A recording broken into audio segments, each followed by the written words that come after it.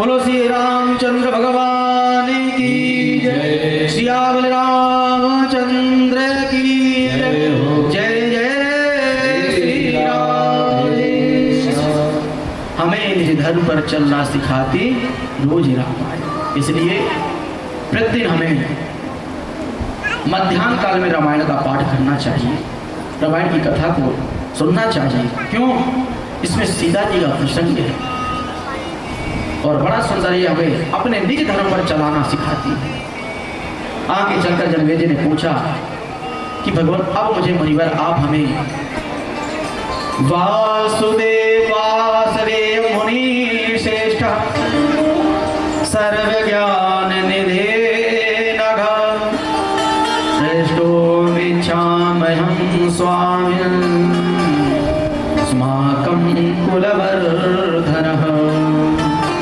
अब मुझे मुनिवर सर्व ज्ञान के निधे, अब हमारे कुल की वृद्धि करने वाले एवं भगवान श्री कृष्ण के विषय में मैं पूछना चाहता हूँ आपसे कि साक्षात भगवान श्री कृष्ण वसुदेव के पुत्र बनकर क्यों आए धराधर में? उन्होंने कारागार में ही क्यों जन्म लिया और उन्हें गोकुल में फिर कारागार से गोकुल में क्यों गए? मुझे कृपा करके इनके विषय में बताइए। फिर भगवान सर्वेश्वर होने पर भी उस कंस के द्वारा क्यों डरे? ऐसा क्या हुआ? और इसके विषय में आपसे जानना चाहता हूँ। फिर मैंने सुना है कि भगवान विष्णु के अंश अवतार से अनेक प्रकार की पृथ्वी का बार बार उद्धार हुआ है। तो महाराज ऐसे उस प्यारे प्रभु की कथा को सुनना चाहता हूँ जिससे हमारे पितामह द्रोणाचार्य इत्यादि को वध किया, करवाया और सदाचार महात्मा इत्यादियों का वर्णन बताया गया है। तो उनकी कृपा करके ऐसा मुझे आख्यान सुनाइए जिससे मेरा जीवन सुधर जाए। और फिर मैं एक बात और पूछना चाहता हूँ। यहाँ पर सूत जी से भी प्रश्न किया है कि भगवान कि क्षत्रिय कुल में जो उत्पन्न कोई व्यक्ति ब्राह्मण से द्वेष नहीं करता, तो फिर मेरे पिता ने मौन व्रत धारण किए हुए उन तपस्वी के साथ ऐसा क्यों किया? महाराज परीक्षित जी ने, और इस समय अंकुलित हो रहा है, ततो वै जनमेजय। सूत जी ने कहा यही प्रश्न जो आपने पूछा जनमेजय जी, यही प्रश्न सौनक जी ने महाराज सूत जी से पूछा था। तो यही स्वभाव उन्होंने बताया कि देखो ये कर्म की प्रधानता बड़ी कठोर होती है, इसमें जो फंस गया है उससे भगवान ही सबको बचा सकते हैं। कर्म प्रधान जिसुर चिरागा,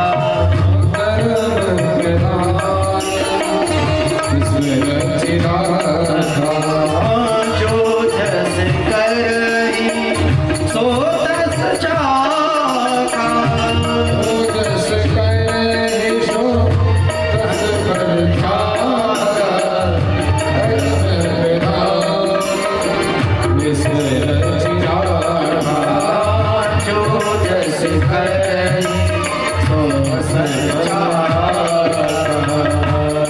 जो जैसा करता है उसको वैसा ही फल मिलता है।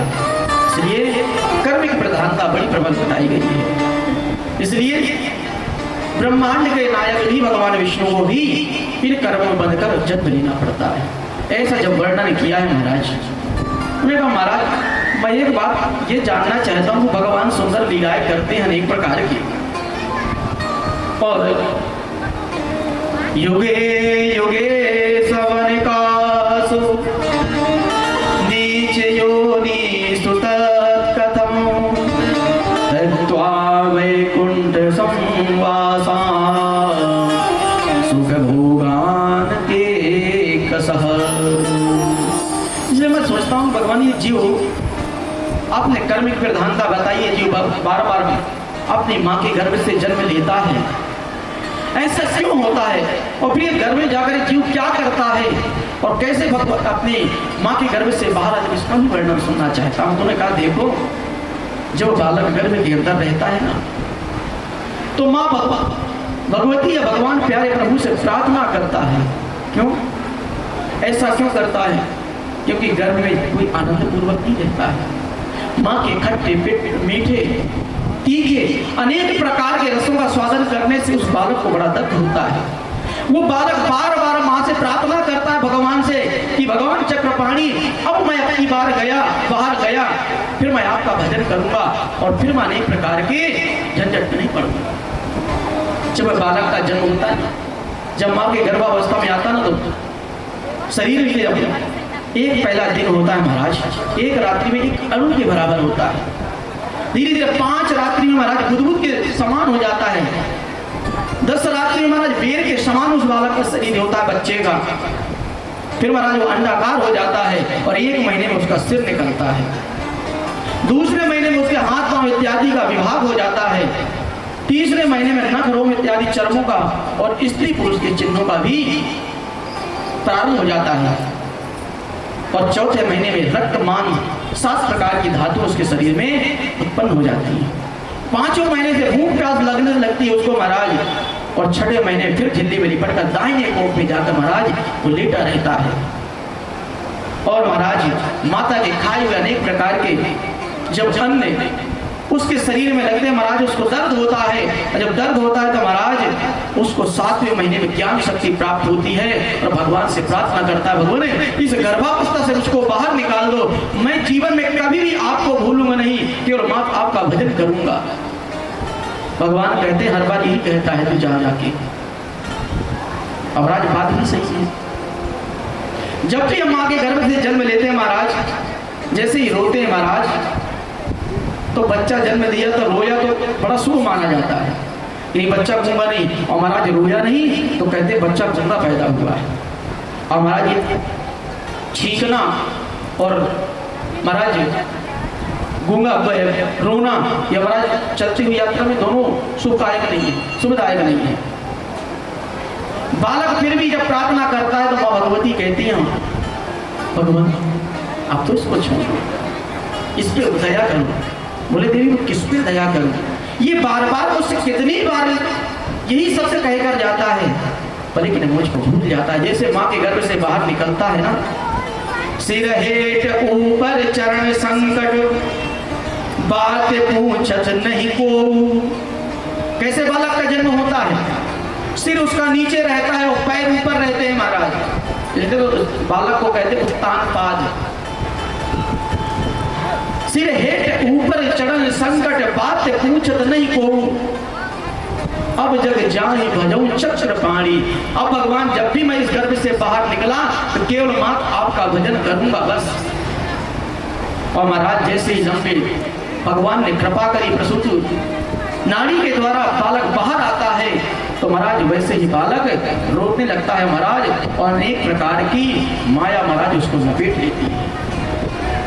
जैसे आकाश से बूंद गिरती है महाराज, कितनी स्वच्छ होती है आकाश से जब बूंद गिरती है, पर लेकिन जैसे पृथ्वी में गिरती है महाराज वैसे मलिन हो जाती है। उसी प्रकार से हम भी जब माँ के गर्भ में रहते हैं तो हमें अपने 100 जन्मों की याद रहती है। इसलिए बालक को कहते हैं ऋषि। अपने 100 जन्मों तक की बात याद करता है, मैंने ये किया था, मैंने वो किया था, फलानी जन्म में मैं वो था। लेकिन जैसे ही माँ के गर्भ के बाहर निकलता है उसकी विस्मृति हो जाती है, और फिर जो माँ पढ़ाती लिखाती बुलाती है वही बालक बोलता है।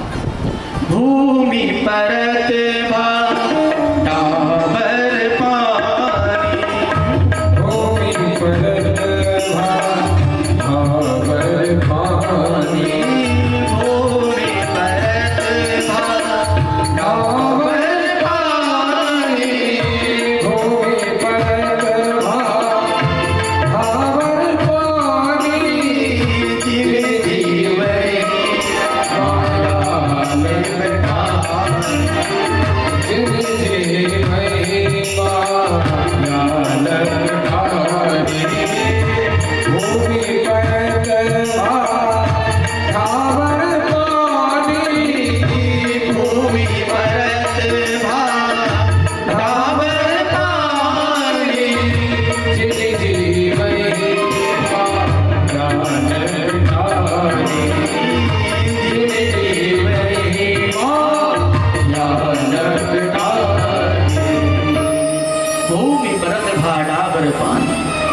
जैसे भूमि में जल गिरता है महाराज मलिन हो जाता है, उसी प्रकार से जीव जब माँ के गर्भ से बाहर आता है तो महाराज उसको भी जीव माया लपेट लेती है जीव को, और वो भी महाराज जो हम सिखाते हैं वही बोलता है। महाराज ऐसी गति जब होती है तो बोले इसलिए तो मैं इसको बाहर नहीं निकाल रहा हूँ। लक्ष्मी जी कहती आप प्रभु दया करो, कृपालु, कितनी करुणामयी माता है। माता का स्वभाव कितना करुणामय होता है। हे चक्रपाणी, हे भगवान, आप इनको कुछ तो करो, ऐसा करो कि आप एक कागज में लिख के इनको हाथ में पकड़ा दो तो आपका ये भूलेगा नहीं।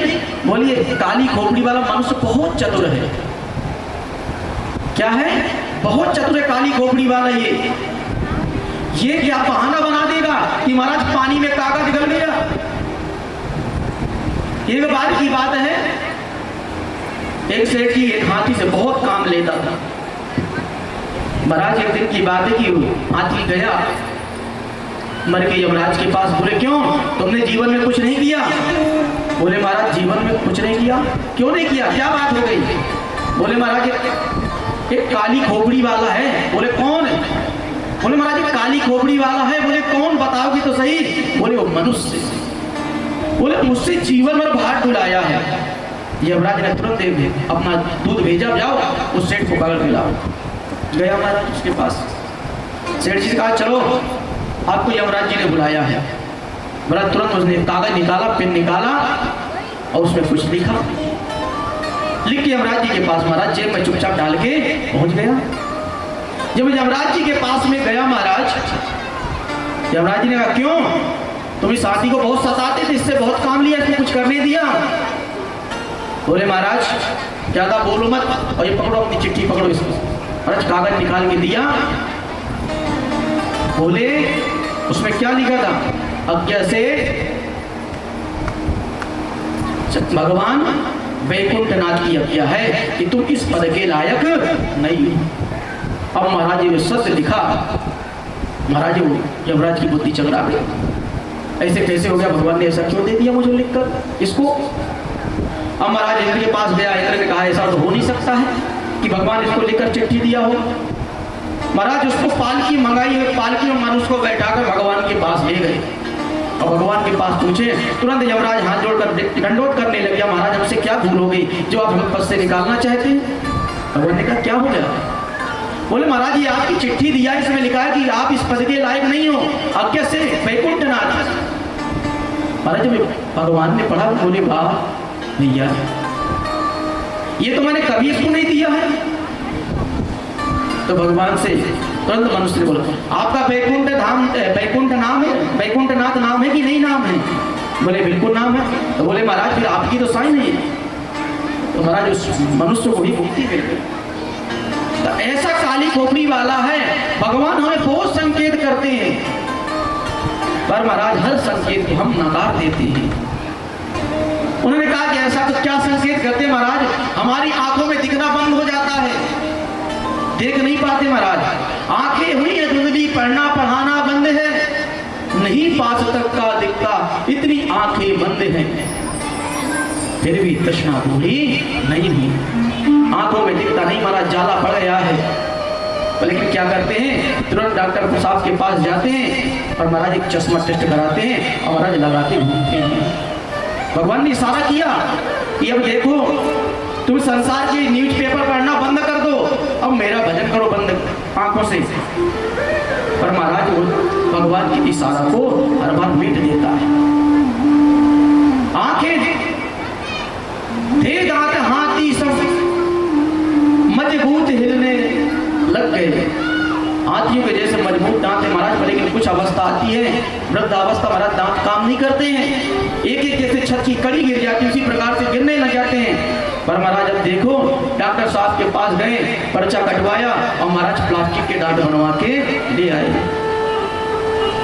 भगवान इशारा कर रहे हैं कि देखो अब तुम खाने योग्य नहीं हो कड़क पदार्थ, इसलिए इन सबको अपनी अनेक प्रकार की तृष्णाओं को त्याग दो और मेरा भजन करो।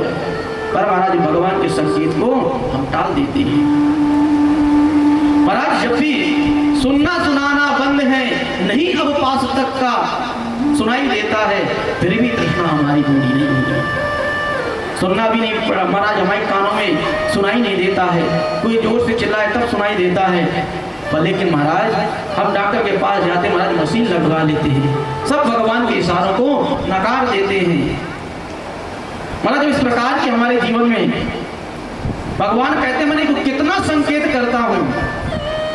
जीव कहता है भगवान आप हमें बता दिया करो, तो बोले अब मैं कैसे तुमको बताऊं, क्या करूं तुम्हारे साथ, मुझे पता कि तुम ऐसे मानने वाले नहीं हो, तुम्हारे जीवन की तृष्णा कभी समाप्त होने वाली नहीं है, ये कामना तुम्हारे जीवन से कभी मिटने वाली नहीं है।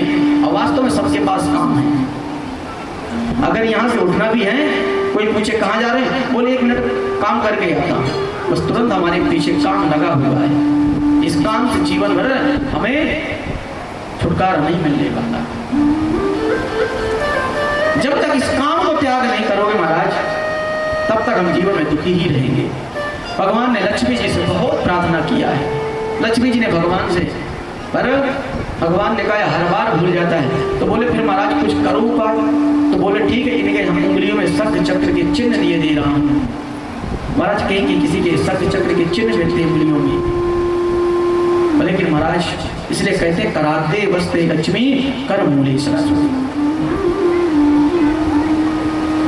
बार बार सुबह पर उठकर भगवान का प्रार्थना करने, हाथ देखने से क्या संकेत मिलता है कि महाराज जब भी हम प्रातः काल से अपने दोनों हथेलियों को देखना चाहिए, और देख के उससे क्या समझना चाहिए, भगवान हमें संकेत कर रहे हैं। इसलिए तो प्रातः काल हाथ देखो, अपने हाथों को देखो कि आपको शंख चक्र के चिन्ह नजर आएंगे, तो आपको यही समझना चाहिए कि हम चक्रपाणी भगवान की संतान हैं। कराते बसते लक्ष्मी कर मध्य सरस्वती, बीच में महाराज सरस्वती का वास है, पास है। कर मूले से तो ब्रह्मा प्रभाते कर दर्शन। इसलिए मूल में महाराज ब्रह्मा जी का और विष्णु जी का वास है, इसलिए इन सबका दर्शन करके हमेशा हमें भगवान का धन्यवाद देना चाहिए। पर लेकिन महाराज जो पंच तत्व से हमारा शरीर बना है, पर महाराज हम भगवान का कभी ध्यान नहीं करते हैं, कभी उनका नाम नहीं लेते हैं। यह शरीर बहुत अधम है, 5 चीजों से बना हुआ है। ये हमारा शरीर किराए का घर है, लेकिन फिर भी हम इसको त्यागना नहीं चाहते। हम अब ये सोचते कि जीवन भर हम इसी मकान पर रहेंगे, इसको छोड़कर कभी नहीं जाएंगे। क्षिति जल पावक गगन शरीरा,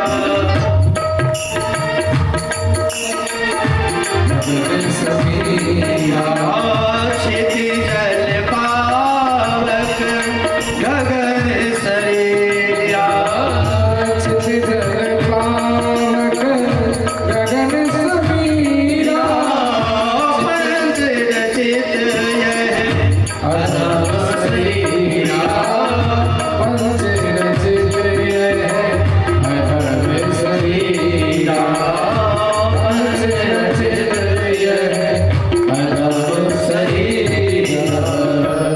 क्षिति जल पावक गगन शरीरा, पंच रचित यह अधम शरीरा। 5 तत्वों से बना हुआ है, अग्नि वायु तेज आकाश पृथ्वी। इन 5 चीजों से हमारा ये जीवन बना हुआ है महाराज। इसके अंदर 5 प्राणी हैं, प्राण वायु हैं, प्राण अपान उदान व्यान और समान। अगर एक भी वायु कम हो जाए महाराज, मान लो प्राण ही निकल जाए महाराज, तो शरीर हमारा किसी काम का नहीं, मिट्टी ही रह जाएगा। पर हम तो यही सोचते हैं कि ये मकान हमारा है। ये मकान वास्तव में हमारा नहीं है, ये मकान तो संसार के किराए के रूप में मिल रखा है। जितने दिन हो सके उतने दिन रहो, बाकी भगवान का ही है। पर लेकिन हम अपना मान के बैठ लेते हैं। एक बार एक महात्मा जी थे महाराज, बड़ी भगवती की आराधना करते थे। भगवान माँ भगवती ने बड़ा सुंदर उसको दर्शन दिया महात्मा को। एक दिन एक भक्त गया महात्मा के पास, बोले भगवान मैं आपसे कुछ प्रार्थना करना चाहता हूँ। बोले क्या? बोले मुझे माँ भगवती के दर्शन करना है, जरा आप करा दीजिए। मैंने सुना कि आप माँ भगवती के साक्षात दर्शन करते हैं। बोले वो बात तो ठीक है, अच्छा ऐसा करो मुझे पता अपना दे दो, और अगर माँ भगवती ने मुझको दर्शन दिया मैं अवश्य उनसे प्रार्थना करूँगा, तुम्हारा पता बता दूँगी तो वहीं आ जाएंगे माँ भगवती।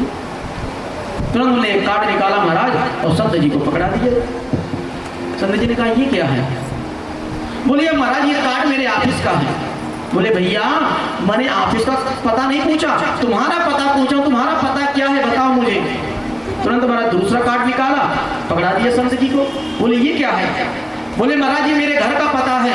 बोले मैंने तुम्हारा पता पूछा, तुम्हारे घर का पता नहीं पूछा है। बोले जिस दिन तुमने अपना सही पता ढूंढ लिया उस दिन तुम्हें कहीं जाने की आवश्यकता नहीं, तुम्हें भगवती यहीं आकर दर्शन देगी। हमारा पता क्या है? उस परमपिता परमात्मा को पाना।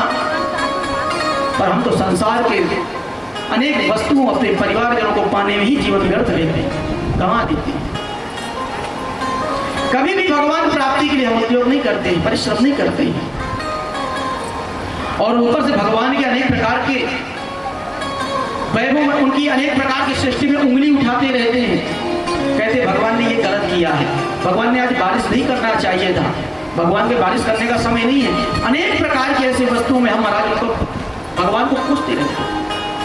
भगवान ने जो चीज बनाया है वो अपने जगह में यथार्थ सत्य है और उसकी आवश्यकता है।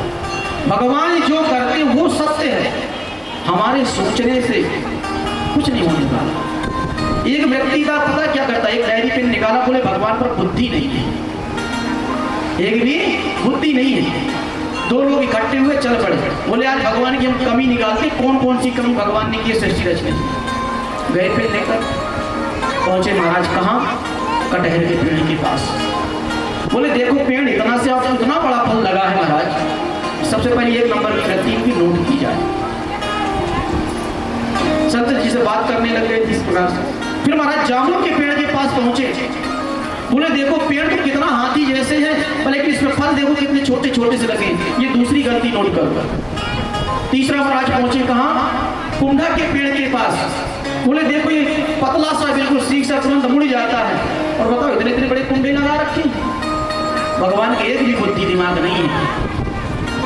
और महाराज वही बढ़िया सुगंध वायु चली ठंडी ठंडी, जामुन के पेड़ के नीचे महाराज बिछाया चद्दर और महाराज सो गए। भगवान की ऐसी महिमा कि महाराज ऊपर से एक जामुन गिरा और उनकी नाक में टप से आवाज आई। और महाराज जैसे ऊपर से आकाश से महाराज पेड़ से जामुन गिरा, उनकी नाक में लगा तो महाराज उनकी तुरंत नींद खुल गई। और महाराज तुरंत नाक को अपने बार बार उसको हाथ लगाने लग गए। बोले भैया ऐसा करो, ये पेन कापी जो लिए है ना ये सब काट दो, सब ये काट दो। बोले क्यों? बोले भैया यहाँ कटहल होता ना तो हमारी मृत्यु ही हो जाती। तो भगवान जो करता है वो यथार्थ अपनी जगह सत्य है, उसका करने का उद्देश्य कुछ ना कुछ अवश्य होगा। इसलिए भगवान पर कभी उंगली नहीं उठाना चाहिए। पर हम महाराज इतने दिमागी बन जाते, इतने बुद्धिमान हो जाते हैं कि जहाँ चतुराई करने की आवश्यकता होती वहाँ चतुराई नहीं दिखाते, पर भगवान के विषय से जब चतुराई अवश्य दिखाते, बिना हस्ताक्षेप किए मानते नहीं। उन्होंने कहा कि मैंने महाराज ऐसे सुंदर भगवती के माँ भगवान श्री कृष्ण के विषय में बताया कि अनेक प्रकार के कर्मों को बनकर ही भगवान भी कभी कभी जन्म लेते हैं। वो तो कर्मों से कोई उनका लेना देना नहीं, पर संसार में लीला करने के लिए अवश्य आते हैं और सुंदर सुंदर लीला करके अपने भक्तों को कुछ ना कुछ ज्ञान प्रदान करके धराधाम हो जाते हैं। तो महाराज मैंने सुना है कि ये भगवान इनके माता पिता कौन थे और ऐसा क्या बन गया जो इनको जन्म लेना पड़ा, और मुझे कृपा करके इसके विषय बताइए। और मैंने सुना है कि भगवान वसुदेव जी का पूर्व चरित्र भी मैं सुनना चाहता हूँ कि कौन थे पूर्व जन्मे।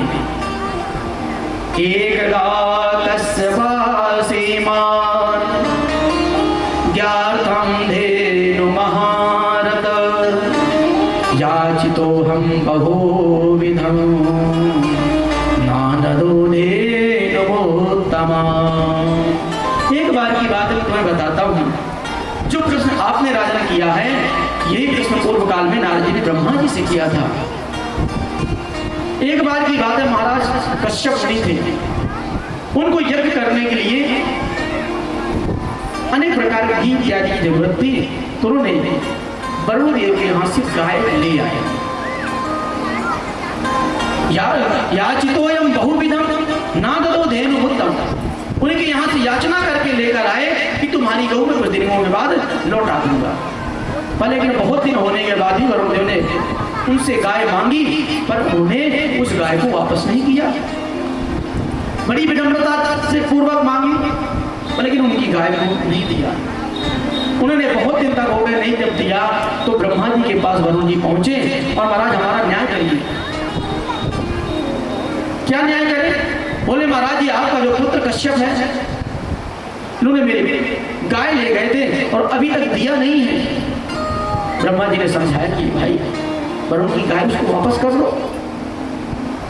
उन्होंने महाराज नहीं दिया तो ब्रह्मा जी ने कश्यप को शाप दे दिया।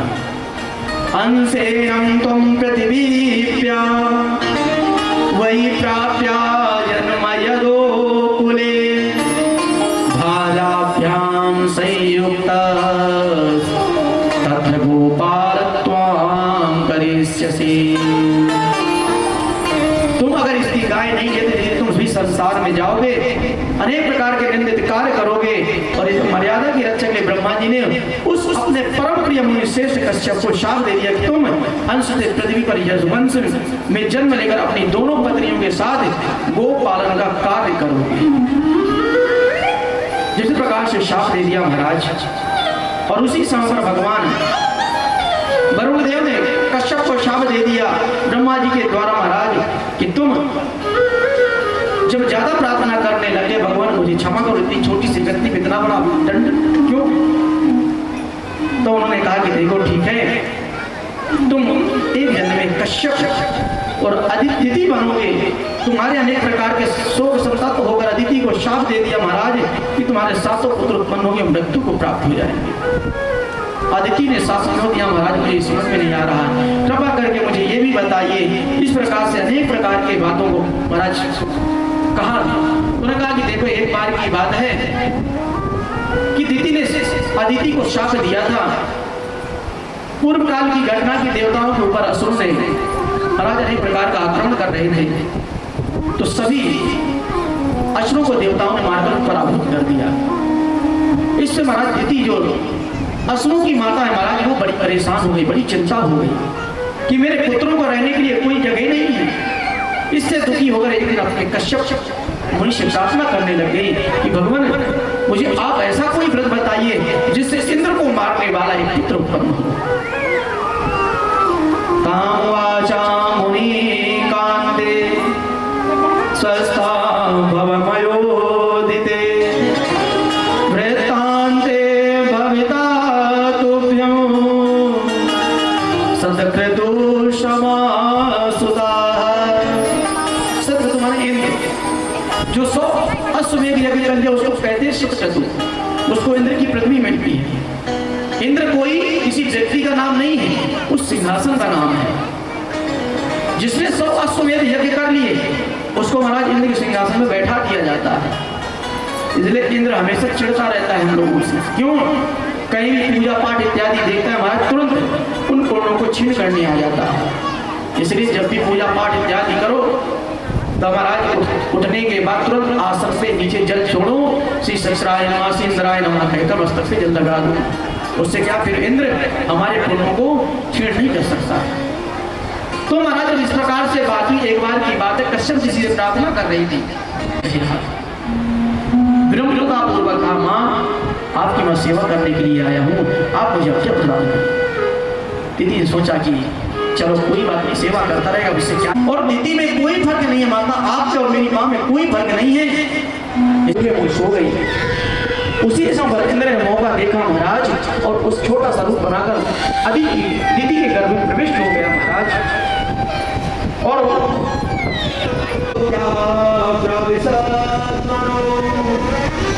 रूपम कृत्वा किशोस्मञ्च सहस्रपाणी समाहिता।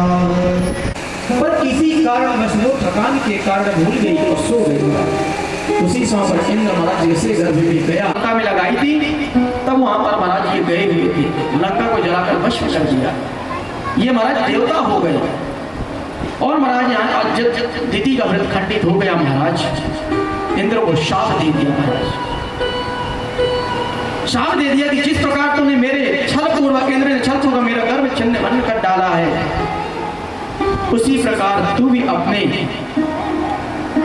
पापों के कारण अदिति, इंद्र ने तो मेरा कुछ नहीं किया, इंद्र ने तो तेरे कहने पर एक कार्य किया है, इसलिए मैं तुझे अदिति शाप देता हूं कि तेरे भी जो पुत्र होंगे वो भी कारागार में रहेंगे, तो एक एक पुत्र करके तेरे मरेंगे और सब दुखों से संतप्त रहेगी। इस प्रकार से जब साप दे दिया महाराज, दीति के साप को सुनकर महाराज सांत्वना देते हुए प्रेम पूर्वक वचन का, कल्याणी क्रोध मत करो, तुम्हारे पुत्र बड़े बलवान होंगे। इस प्रकार से महाराज जब बोले, और तुम्हारे 28वें युग में जब ज्यादा प्रार्थना करने लगे तो कहा कि देखो तुम्हारा जो शाप है ये 28वें युग में महाराज शाप सफल होकर और अदिति मनुष्य योनि में जन्म लेकर अपने किए कर्म का फल भोगेगी। और महाराज उसी कारण बस आज जो अदिति थी वही महाराज देव की बनकर आई है।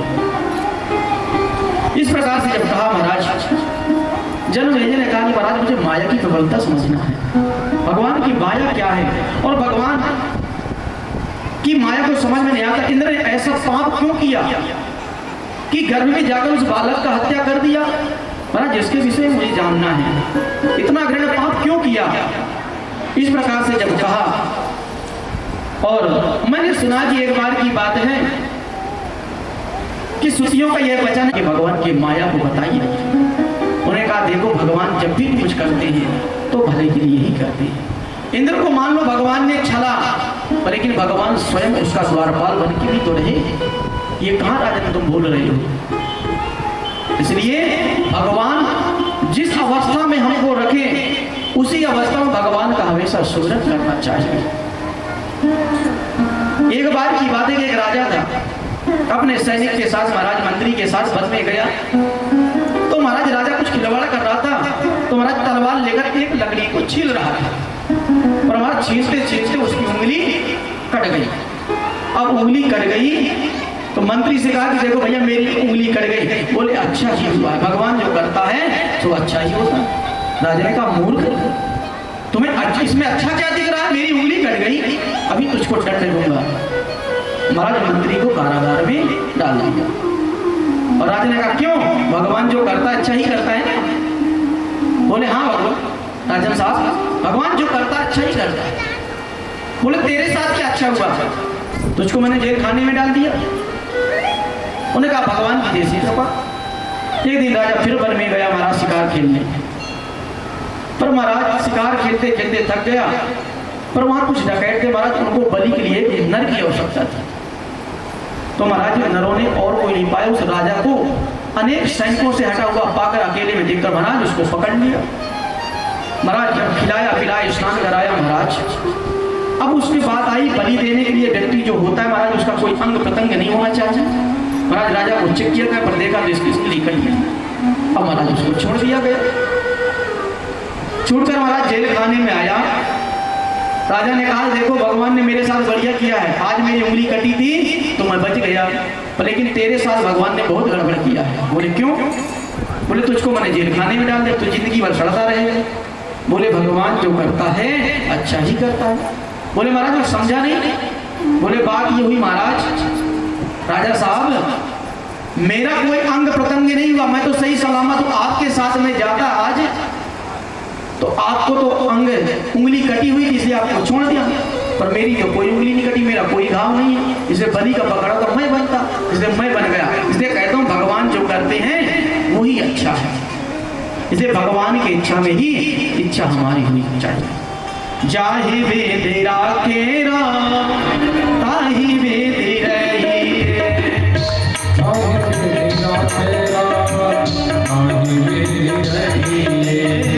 सीताराम सीताराम सीताराम कहिए, सीताराम सीताराम सीताराम कहिए, जाहि वेद राखे राम ताहि वेद रहिए, जाहि वेद राखे राम ताहि वेद रहिए।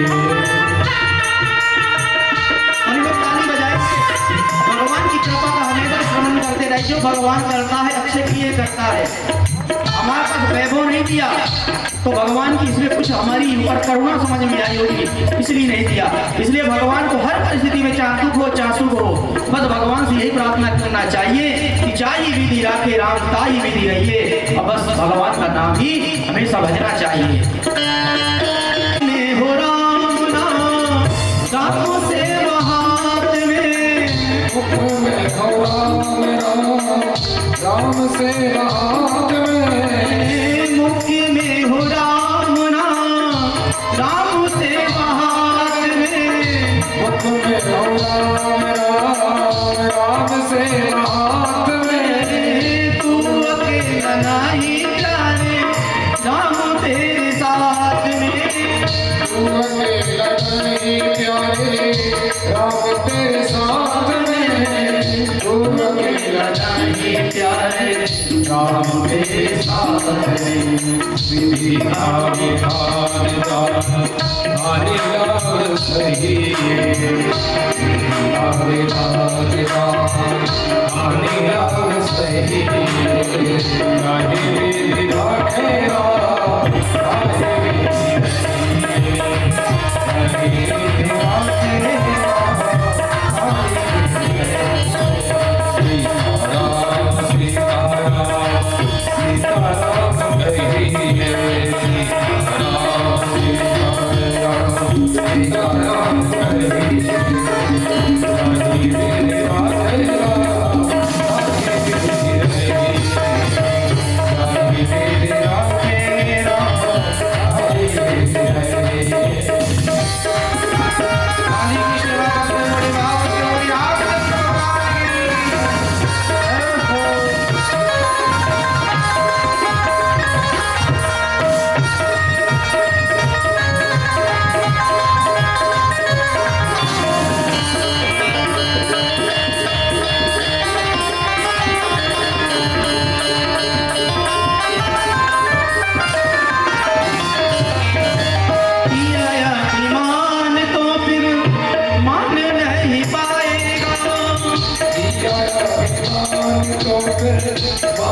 बड़े भाव से बड़ी आप होगा प्यारे वही जो राम जी को भाएगा, होगा प्यारे वही जो श्री राम जी को भाएगा, होगा प्यारे वही जो श्री राम जी को भाएगा, भले सत्याग शुभ काम करते रहिए, भले सत्याग शुभ काम करते रहिए, चाहे विधि राखे राम, ताहि विधि रहिए।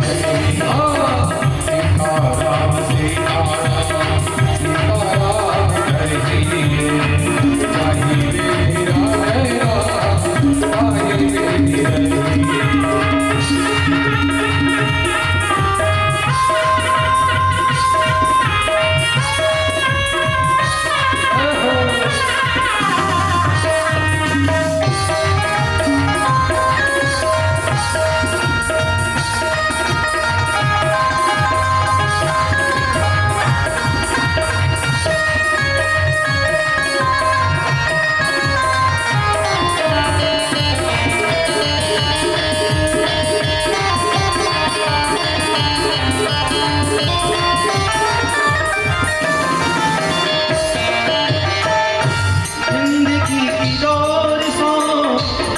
दीनानाथ के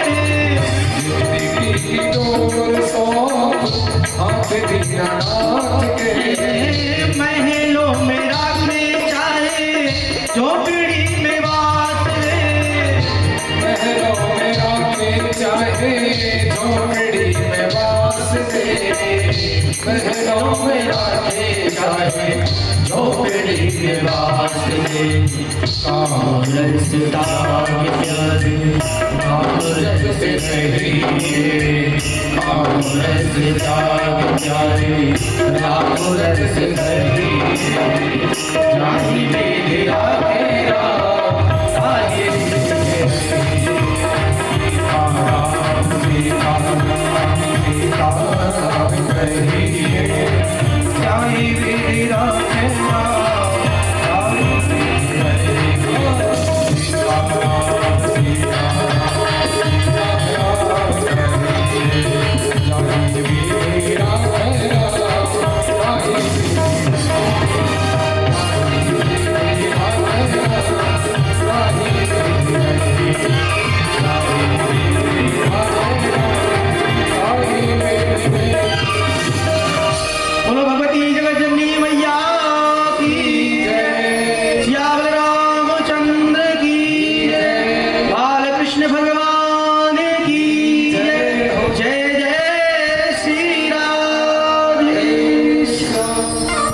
जाहि विधि राखे राम ताहि विधि रहिए।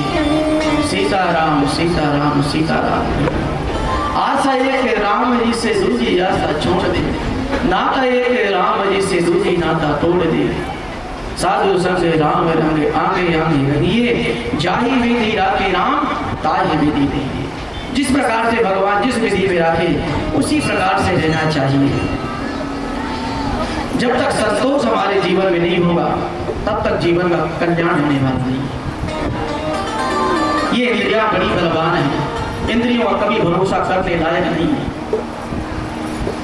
इंद्रिय इतनी बलवान होती है महाराज, बड़े बड़े ऋषियों मुनियों को भी महाराज पतित कर देती है। इसलिए इंद्रियों का विश्वास कभी करने लायक नहीं।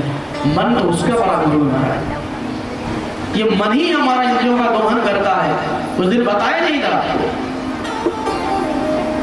एक अचंभो हमने देखा बंदर डूबे गाय, सार सार को सब पीते जावे घिऊ बनारस चाय।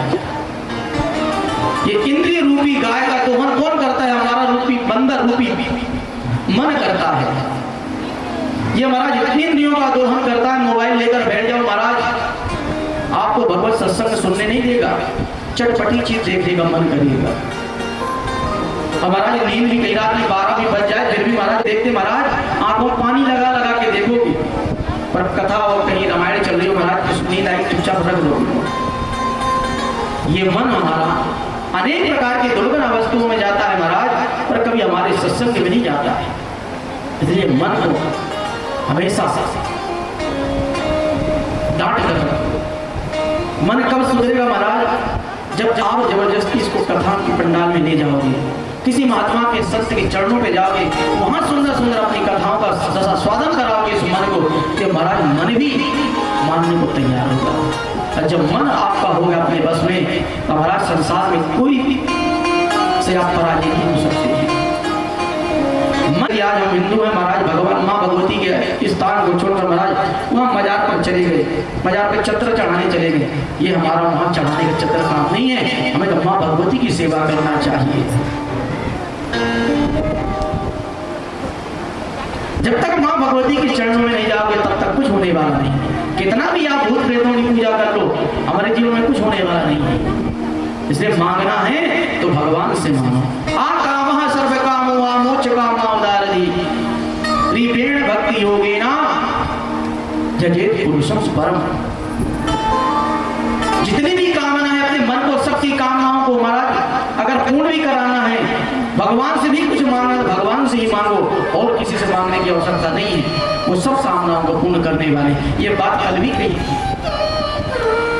इसलिए हमेशा बड़े शुद्ध भाव के साथ इस भगवान पर निष्ठा रखकर भगवान का भजन करो, भगवान की कथाओं को श्रवण करो। अब ये नहीं कहते दिन भर भजन ही करते रहो, सुबह शाम जब भी समय मिले प्रातः काल में हाथ धोकर उठकर सुंदर होने वाला नहीं है। 10 मिनट का समय आपका कोई ऐसा समय नहीं जिससे हमारा जीवन भर कुछ नहीं हो पाएगा। 10 मिनट का समय निकालो सुबह शाम का, महाराज विशेष भगवान की प्राप्ति के लिए करो। जीवन भर संसार के लिए करते रहते हैं महाराज, दिन भर 10 मिनट भगवान का समय निकालो, उतने भी कल्याण हो जाएगा, उतने भी हमारा जीवन स्वच्छ हो जाएगा। पता कैसे लगेगा कि भगवान की प्राप्ति के लिए हमें क्या, कैसे पता चलेगा भगवान के भक्त बन गए? जिस दिन मान लो कथा सुनते महाराज, कब तक कथा सुने? बोले जब तक कथा सुनो जब तक आपका इस कथा के नशे में डोलने ना लग जाओ, पागल पड़ जाओ। महाराज कैसे पागल पड़ जाए? जैसे एक नशेड़ी होता है, शराब पीता महाराज, नशा नहीं होता तो फिर भी महाराज फिर पीता है, हमारा चढ़ती नहीं तो फिर पीता है, और उतर जाते